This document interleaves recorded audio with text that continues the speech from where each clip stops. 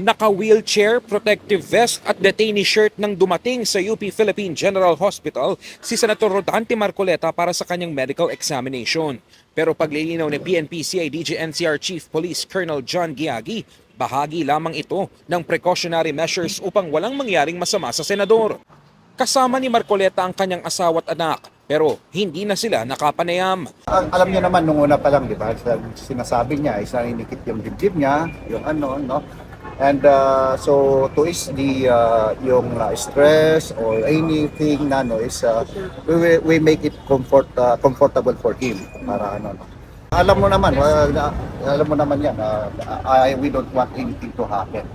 Those are just precautionary measures.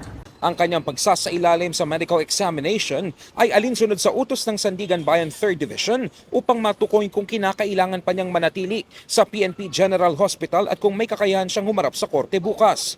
Naging mahigpit ang pamunuan ng PGH habang isinasagawa ang pagsusuri sa senador upang maiwasan ang abala at posibleng epekto sa ibang pasyente.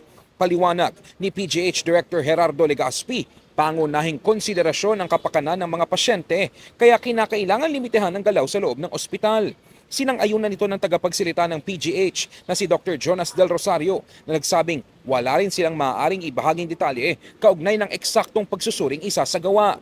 Lahat umano ng impormasyon hinggil sa kalagayan ni Marcoleta at ang resulta ng kanyang medical evaluation ay magmumula lamang sa Sandigan Bayan.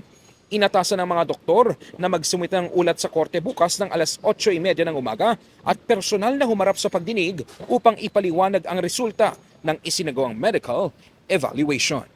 In the heart of changing lives, ako si Brigada Ino Flores ng 105.1 Brigada News FM Manila, The Music and News Authority.